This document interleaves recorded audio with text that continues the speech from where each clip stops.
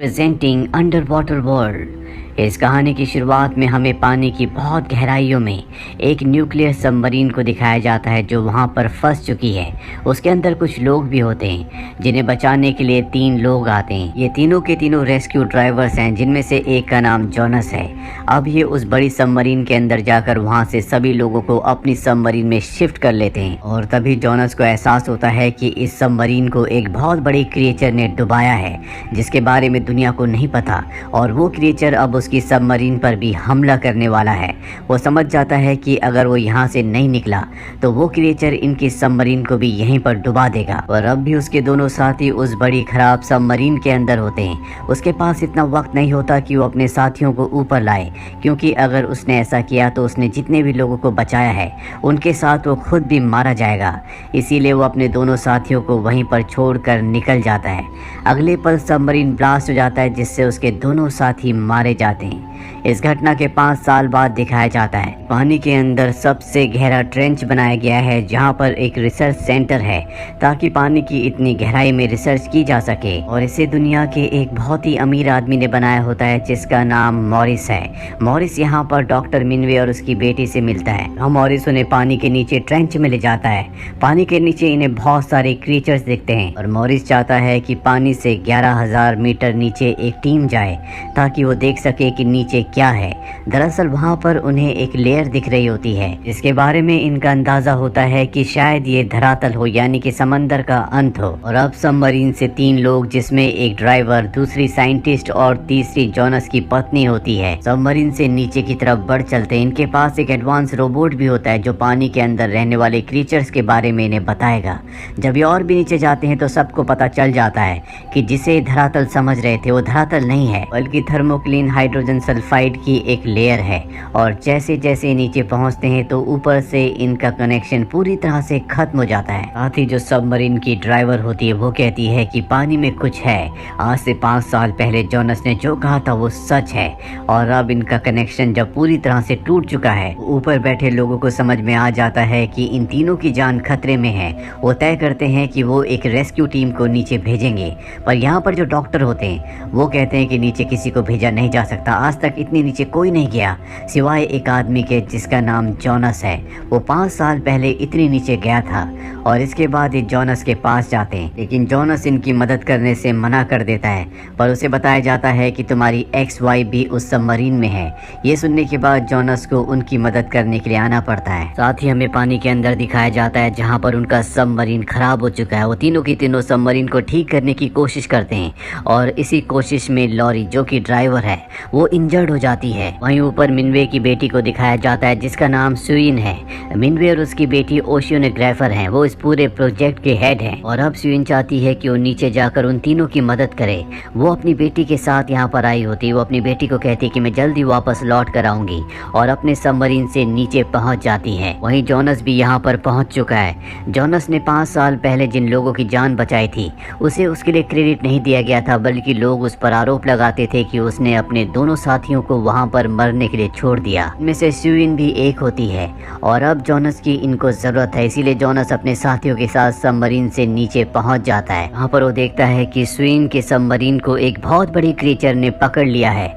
इसीलिए जॉनस अपने सबमरीन के सारे लाइट्स को ऑन कर देता है ताकि उस क्रीचर का ध्यान उसकी तरफ अट्रैक्ट हो। हालांकि सुइन वापस नहीं जाना चाहती और उसे बताया जाता है कि जॉनस यहाँ पर सब कुछ संभाल लेगा, तुम ऊपर चली जाओ। सुइन यहाँ से अपने सबमरीन से ऊपर चली जाती है। और अब जॉनस अपने सबमरीन को उस दूसरे सबमरीन के साथ जोड़ता है, जिसमें उसकी एक्स वाइफ और 2 और लोग फंसे हुए हैं। जॉनस की एक्स वाइफ और दूसरी ड्राइवर ऊपर चली जाती है, लेकिन इनके साथ जो साइंटिस्ट होता है उसे पता चल जाता है कि वो विशाल क्रिएचर इन्हीं की तरफ आ रहा है। इसीलिए वो अपने सबमरीन का दरवाजा बंद कर देता है, अपने आप को अंदर ही कैद करके उस सबमरीन की सारी लाइट्स जला देता है, जिससे अब वो क्रिएचर उसकी तरफ आना शुरू हो जाता है। जॉनस अपने सबमरीन को लेकर ऊपर की तरफ बढ़ चलता है और ठीक उसी पल साइंटिस्ट के सबमरीन पर, जो कि खराब है, उस पर वो क्रिएचर हमला करता है और उसे मार देता है। अब बाकी सब के सब ऊपर आ जाते हैं। सुइन इसके बाद जॉनस के पास आती है और उससे माफी मांगती है, क्योंकि आज से 5 साल पहले जो हादसा हुआ था वो हमेशा इसके लिए जॉनस को अपराधी समझती थी।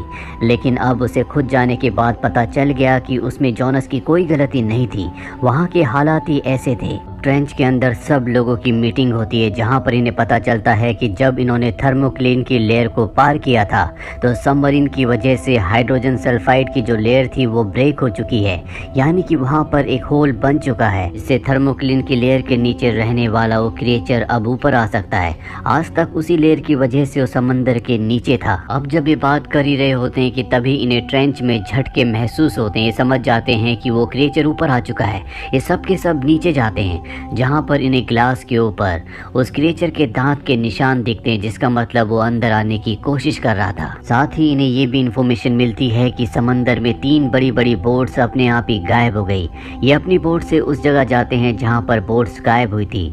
वहां पर किसी इंसान का कोई नामो निशान नहीं होता, सिर्फ वहां पर बोट्स का मलबा होता है, जिससे समझ जाते हैं कि ये उसी क्रिएचर का काम है। जानते हैं कि वो आसपास ही है और अब जॉनस पानी में उसके ऊपर ट्रैकर लगाने के लिए जाता है ताकि उसकी लोकेशन इन्हें पता चलती रहे। उसके ऊपर ट्रैकर लगाता है, लेकिन वो मेगलोडॉन उसे देख लेती है। वो उसका पीछा करती है। जॉनस के साथ ही उसे वापस खींचना शुरू कर देते हैं और इससे पहले कि वो जॉनस को अपने विशाल जबड़ों के अंदर दबाकर मार देती, जॉनस को उसके साथ ही बोट में ऊपर खींच लेते हैं। इस तरह से उसकी जान बच जाती है। पर अच्छी बात यह है कि अब इन्हें पता है कि वो मेगलोडॉन वो क्रिएचर कहाँ पर है। इसीलिए स्वीन तय करती है कि वो एक बहुत बड़े प्लास्टिक की बोतल के अंदर समंदर के नीचे जाएगी। उसके पास वेनम का एक तीर दिया जाता है जो कि बहुत ही जहरीला है और इससे वो उस क्रिएचर को मारना चाहती है। जिस प्लास्टिक की बोतल के अंदर वो होती है वो बहुत ही मजबूत है। यहीं पर एक लड़की होती है जिसने इस मजबूत कैप्सूल को डिजाइन किया होता है और अब स्वीन उसके अंदर नीचे चली जाती है। यहाँ पर मरी हुई मछलियों का कुछ चारा फेंका जाता है ताकि वो क्रिएचर उससे अट्रैक्ट होकर वहाँ पर आ जाए। शुरू में कुछ शार्क्स वहाँ पर आती है, पर जल्दी वो मेगलोडॉन वो क्रिएचर भी वहाँ पर आ जाती है। सबसे पहले वो स्वीन के ऊपर हमला करती है, लेकिन उसका कैप्सूल सच में बहुत ही मजबूत होता है। स्वीन वेनम का तीर उसकी बॉडी में इंजेक्ट कर देती है, जिससे वो तड़प जाती है और अब वो उस कैप्सूल को तोड़ने की बजाय उस पूरे के पूरे कैप्सूल को निगलने की कोशिश करती है। पर बोर्ड से बड़ी बड़ी रस्सियों से उस मेगलोडॉन के फिन्स को बांध दिया जाता है, लेकिन यहाँ पर स्वीन की जान खतरे में होती है। जॉनस को पता चल जाता है, इसलिए वो पानी में कूदता है और इससे पहले कि वो पूरा का पूरा कैप्सूल निगल जाती, जॉनस उस कैप्सूल के ढक्कन को खोल देता है और स्वीन को वहाँ से निकाल लेता है। हालांकि स्वीन पर वो मेगलोडॉन हमला करना चाहती है, लेकिन उसके फिन्स को बांधा हुआ है, इसीलिए वो आगे नहीं बढ़ पाती। साथ ही वेनम जहर का असर उसकी बॉडी में बढ़ रहा होता है, इसीलिए वो बेहोश हो जाती है। इसके बाद स्वीन को ऊपर खींच कर लाया जाता है। स्वीन जब होश में आती है तो वो जॉनस को थैंक्स कहती है और अब ये उस मेगलोडॉन को अपनी बड़ी बोट के ऊपर यहाँ से ले जाते हैं। सब के सब बहुत खुश होते हैं। इन्हें लगता है कि इन्होंने उस क्रिएचर को मार दिया है, लेकिन तभी उससे बड़ी मेगलोडॉन उसी मेगलोडॉन के ऊपर हमला करके उसे मार देती है। साथ ही यहाँ पर इनकी बोट भी पलट जाती है। कई लोग जख्मी हो जाते हैं। इसी तरह से जॉनस, स्वीन और स्वीन के पिता यहाँ से एक छोटी बोट से निकल जाते हैं, लेकिन स्वीन के पिता मिनवे बहुत ज़्यादा जख्मी है, इसीलिए वो दम तोड़ देते हैं, उनकी जान चली जाती है। स्वीन को अपने पिता की मौत से बहुत दुख होता है और वापस ये ट्रेंच पर आ जाते हैं जो समंदर के बीचों बीच होता है। मॉरिस कहता है कि कल सुबह हम सब के सब यहाँ से निकल जाएंगे। ने चाइना की गवर्नमेंट को इस क्रिएचर के बारे में बता दिया है। कल सुबह गवर्नमेंट यहाँ पर अपनी आर्मी भेजेगी, जिसके बाद इस क्रिएचर को मार दिया जाएगा। सब के सब इस बात से रिलैक्स हो जाते हैं, लेकिन मॉरिस ने ऐसा कुछ नहीं किया होता। रात को अपनी टीम के साथ जाता है और पानी में एक जगह जहाँ पर उसे बहुत बड़ा क्रिएचर दिखता है वहाँ पर बमबारी करता है, जिससे वो क्रिएचर मारा जाता है। अब मॉरिस अपनी टीम के साथ उस क्रिएचर के पास जाता है तो उन्हें पता चलता है कि वो मेगलोडॉन नहीं है जिसे मारना चाहते थे, बल्कि ये एक व्हेल मछली है। मॉरिस अपने लोगों से कहता है कि जल्दी से यहाँ से चलो, मेगलोडॉन इसे खाने के लिए यहाँ पर आने वाली होगी। और जब वो आगे बढ़ते हैं तो मॉरिस नीचे पानी में गिर जाता है। वो अपनी जान बचाने के लिए व्हेल मछली की बॉडी के ऊपर चढ़ जाता है, पर अब यहाँ पर मेगलोडॉन भी आ चुकी है, जो व्हेल मछली के साथ साथ मॉरिस को भी अपनी खुराक बना लेती है। वहीं ट्रेंच के अंदर सबको पता चल जाता है कि मॉरिस ने चाइना की गवर्नमेंट को कुछ नहीं बताया, यानी कि इन्हें यहाँ पर रेस्क्यू करने के लिए कोई नहीं आने वाला। साथ ही इन्हें इस बात की भी चिंता होती है कि जल्दी वो मेगलोडॉन कई शिप्स को और कई लोगों को अपनी खुराक बना लेगी। इन्हें किसी भी कीमत पर उसका खात्मा करना होगा। इन्हें पता चल जाता है कि वो बड़ा क्रिएचर वो मेगलोडॉन एक बीच पर जा रही है, जहाँ पर एंजॉय करने के लिए कई 100 लोग इकट्ठा हुए हैं। और अब मेगलोडॉन भी यहाँ पर पहुँच जाती है, जो लोगों को निगलना शुरू कर देती है। चारों तरफ भगदड़ मच जाती है। जॉनस भी अपने लोगों के साथ शिप से यहाँ तक पहुँच जाता है। जॉनस और स्वीन उन लोगों को बचाने के लिए अपने ग्लाइडर से पानी के अंदर उतर जाते हैं और मेगलोडॉन के ऊपर हमला कर देते हैं। लेकिन इतने छोटे ग्लाइडर से इतने बड़े मेगलोडॉन को मारना पूरी तरह से असंभव है। और एक पल ऐसा आता है जब जॉनस के सामने वो बड़ी मेगलोडॉन है जो उसके कई साथियों को पहले भी मार चुकी है। जॉनस तय करता है कि अब वो उससे नहीं भागेगा बल्कि उसका सामना करेगा। वो अपने ग्लाइडर को लेकर उसकी तरफ बढ़ चलता है और जैसे वो उस बड़े क्रिएचर के नीचे पहुंचता है तो अपने ग्लाइडर से एक बहुत बड़ी ब्लेड को बाहर निकालता है। उस ब्लेड से वो उस मेगलोडॉन के उस क्रिएचर के पूरे पेट को चीर देता है और वो मेगलोडॉन उसके ग्लाइडर को पकड़ लेती है। इससे पहले कि वो उसके ग्लाइडर को चबा डालती, वो ग्लाइडर से बाहर आ जाता है और एक रॉड से उसकी आंख पर हमला करता है जिससे वो पूरी तरह से तड़प जाती है और पानी के ऊपर छलांग लगाती है।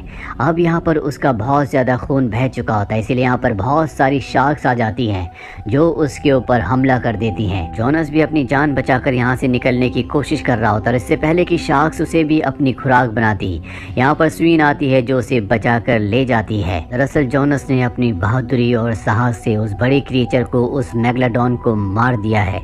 इसके बाद जॉनस और स्वीन दोनों के दोनों बोट में अपने शिप पर वापस आ जाते हैं जहाँ पर सब के सब उस क्रिएचर के मारे जाने से अब सेटिस्फाइड हैं।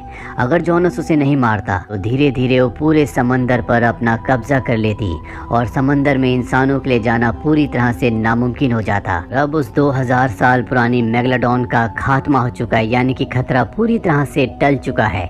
इसी के साथ ये फिल्म, ये कहानी यहीं पर खत्म हो जाती है। उम्मीद करते हैं कि ये कहानी आपको पसंद आई होगी।